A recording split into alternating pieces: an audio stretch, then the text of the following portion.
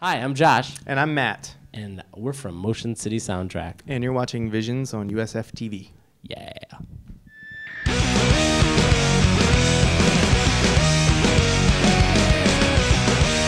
Hi, you guys are watching another episode of USF TV's Visionz with Motion City Soundtrack.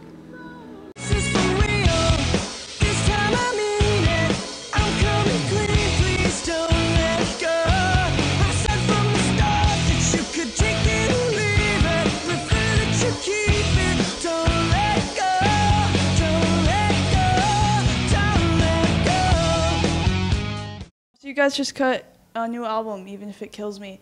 How are you guys, if you are at all, working with this changing industry? Bands are letting albums go for free, things like that. What are you guys doing to keep up with this change, this shift? I think we're trying to figure it out as we go along here. I mean, there's a lot of ideas going around, a lot of new things. Like, I know people are doing different kind of like interactive fan clubs, and we haven't quite figured out what we're going to do yet.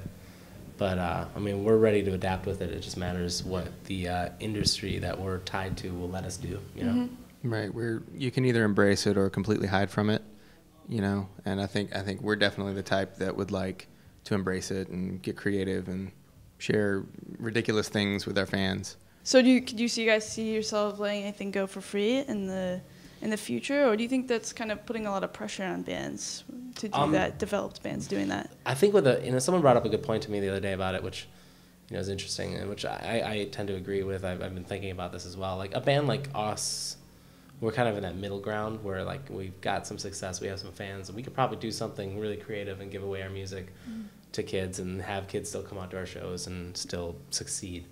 But the problem is that might be really hurting the kids that are just starting out, like the music that's just starting. Because if like Nine Inch Nails and Radiohead all are giving their music away free, and we are, and everybody, nobody's gonna want to pay for it anymore. And then how a band gets their feet off the ground that nobody knows who they are, other than just having people get their free music, doesn't necessarily mean that kids will go to the show. It's still so like brand new, so just got to be careful not to actually undermine the music. Like you don't want to undermine the ability to create music. I don't really care about the music business necessarily, but obviously I'd like to survive. But I think the idea is that we have to make sure collectively as a community we can keep everything kind of going and not crumbling.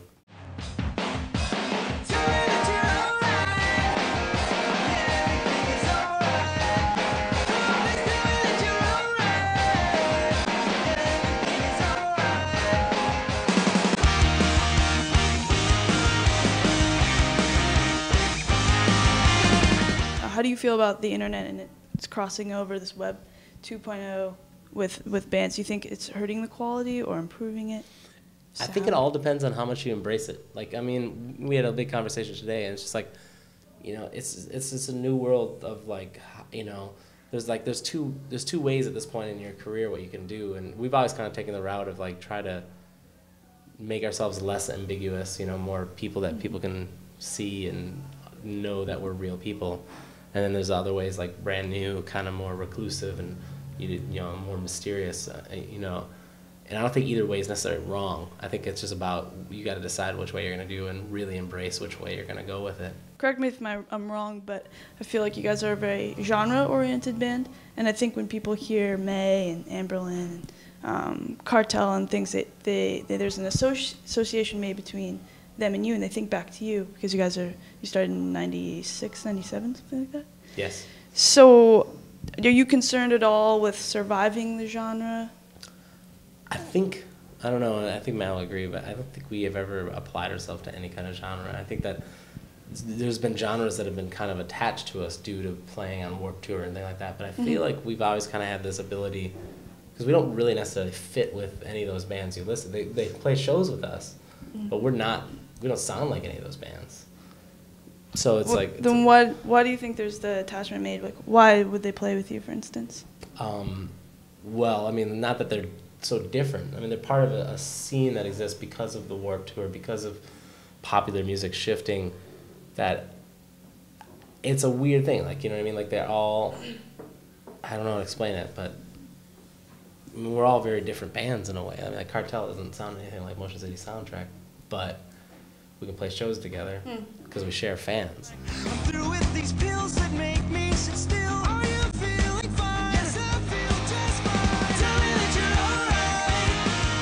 Yeah, everything is alright. Oh, please tell me that you're alright. Yeah, everything is alright. I wonder if you'll still be making a Motion City soundtrack album like 7 years from now, or will it be something different? Well, I mean, I look at it as when you look at I Am the Movie, and you look at Even If It Kills Me, that we are the same band, but we have made a lot of changes, and they're not necessarily upfront in your face changes, but we've added a lot of things in there. I mean, we're using strings now, you know, like there are little things like that. We're using bells and strings, and we want really pretty sounds. We want really sad, slow songs, but it's nothing that's ever conscious. We're not like we need to do this to progress or to sound different. So like a subversive way of making this change. Yeah, we're growing. I mean, we're getting older, and as we get older, different things sound nice to us. I think the biggest thing we've ever said is like we don't want to consciously make a move to change. If change happens, it's fine, but we don't consciously want to say like, oh, we want to sound more this or more mature or whatever. It's just going to happen, you know, as we like different music as we grow and find new bands, and you know. It's a very natural progression. Mm-hmm. You guys have always lent yourself to natural change. Yeah, for sure. Yeah, I mean, we're constantly evolving with influences and things like that. So it's like, you know, as that stuff changes, we'll change too. But it's not something that we set out. We have no goals for our records to sound a certain way. Time will tell if violins will swell in memory of what we used to call it love. We used to call it love. Visionz on USF TV. Yes. All right. Hi, I'm Josh, And I'm Matt. and we're from Motion City Soundtrack. And you're watching crap. Visionz. It's not on crap. I forgot it. USF? You're watching Visionz on USF TV? Yes. Okay, sorry. Perfect, right? That was good.